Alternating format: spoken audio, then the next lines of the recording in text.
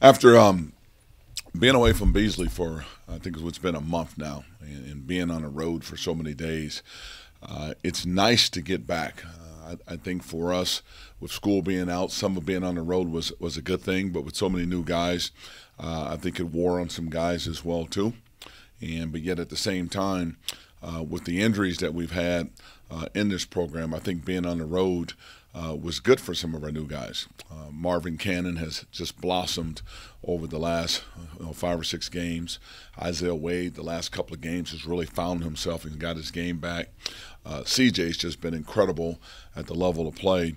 So with so many guys being out at different times, from Isaiah to Viante to Robo, it's given some guys a chance to really step up. Even though we've not had success in the W column, we've seen some great growth for some of those guys individually. With Robo coming back to practice last night, the first thing that I noticed was our passing got a lot better, our scoring got a lot better, and our size got a lot better on the floor, and we got that calm back, what I call on the floor as well too. So we certainly have missed him. Is he going to be the answer to all of a sudden things that snap around? He's going to be a big part of it, but we still got to get better at rebounding the ball. We have to get better at shot selection, because I think with him being away, more guys have tried to do things, shoot the ball more, that have allowed us to take some bad shots. And we certainly have to get better at taking care of the basketball. Trying to take those bad shots and do too much has led to some turnovers. And if there's 3 areas I can point to with this team that has really cost us during this stretch of losses, is the fact that we've turned the ball over. And we've turned the ball over without being able to get back and play defense. Those are the worst turnovers you can have. So we're giving up easy buckets off of our turnovers. We've gone away from rebounding that's tough, and we've given up easy buckets when teams get second chance points. And then also our bad shots. Our shot selection has led to easy transition buckets as well too. So I've given you 3 areas that are totally within our control that we can make the adjustments and take care of. And I think the fact that Robo coming back will help with those adjustments, because it'll give us more of a, what I would call a natural lineup, natural rotation, natural shot selection, natural ball movement that we certainly had early on this year, with this team was in such great rhythm when they played. How does a team learn how to play on the road and kind of get over that hump eventually? I know it's a young team, but what has to click before they can win a game on the road? I think the biggest thing is your leadership on the road.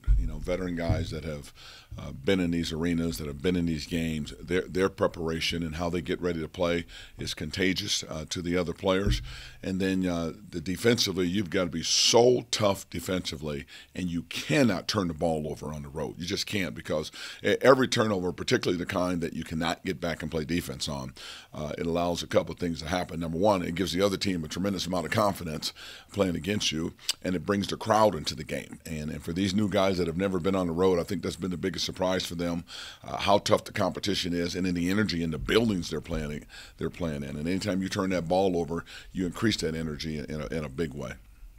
The last 10 minutes against Utah were a different story, looked much better. What are the things you want to see this team build on from those final 10 minutes in your games this week? Good question. I told them at halftime, before we come back to Pullman, we need to find our game, because I felt like we'd lost our game. And a lot of that, again, with us being out of our natural lineup, rotation, skill sets, all of those things, scoring, all of those things with our injuries and that. It was just very important that we got back to playing the way we were capable of playing, even though we didn't have Robo on the floor. It was a very quiet conversation at halftime. And then at about that 8-minute mark, as we were starting to play better, I thought Viante Daniels did a great job talking to this team in a huddle along those same lines.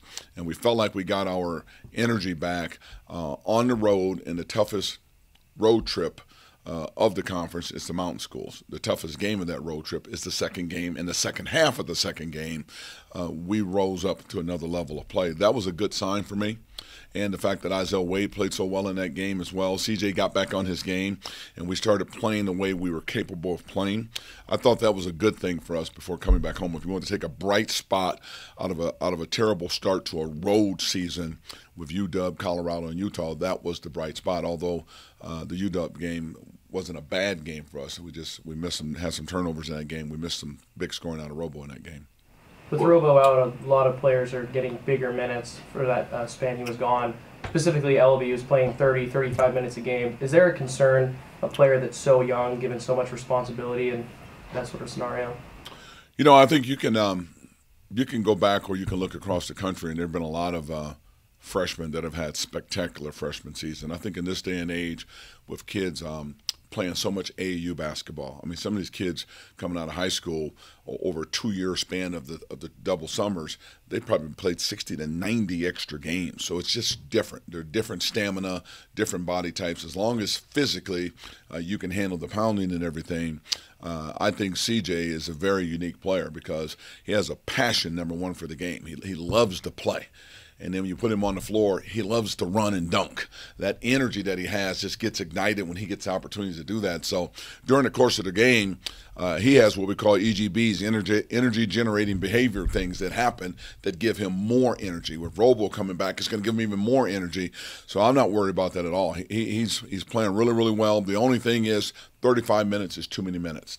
And we've had to do that because of Robo being out. So now with the development of Marvin Cannon, with Isaiah coming back to his game, we can cut his minutes some, and hopefully he'll even be more productive. You mentioned the mountain trip being the toughest road trip. What makes that trip so tough? The travel, the altitude, the two teams are always really good. It's just the crowds are good. It's a tough trip. We've been very fortunate not to deal with UW student section, Colorado student section. Utah student section wasn't as big as they normally are because of school not being in session, but there's still so much energy in the building. But the biggest thing is the travel to get there. We left out of here on Wednesday, and you get into Denver and late, and then you take a bus into Boulder, and then you get up and practice and play the next day.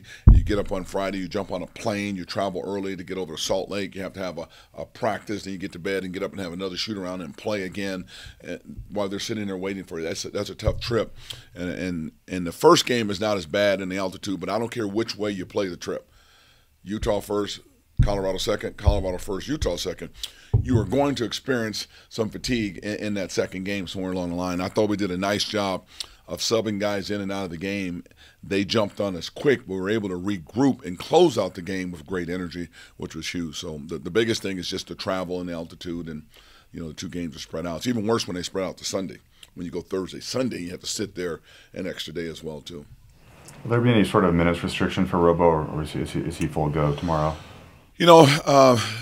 I don't know if I'll start him in the game just initially. Him and I are going to talk about that. So there might be some restrictions there.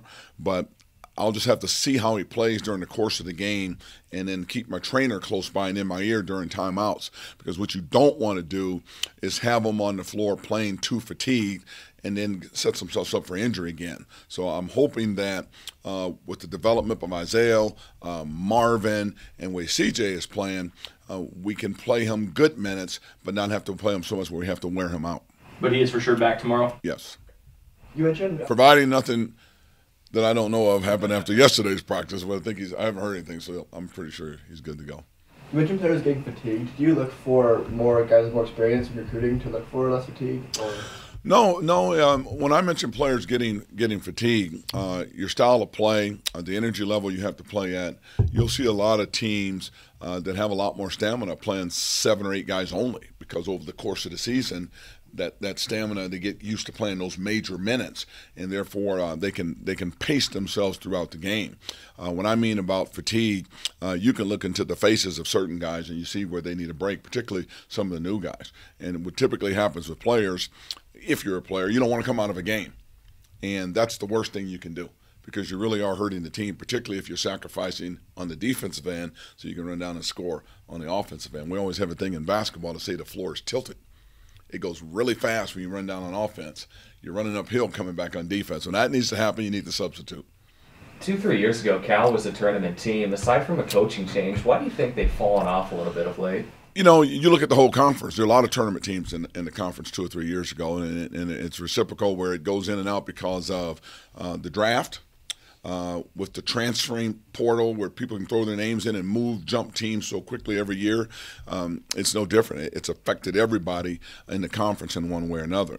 And in their case, they unloaded a lot of good players, and now they got to build it up again. If you notice, they're playing with, I think it's 4 freshmen and 5 sophomores, something like that. So, okay, if everybody stays and does not transfer, now they get to be juniors and sophomores and then seniors and juniors.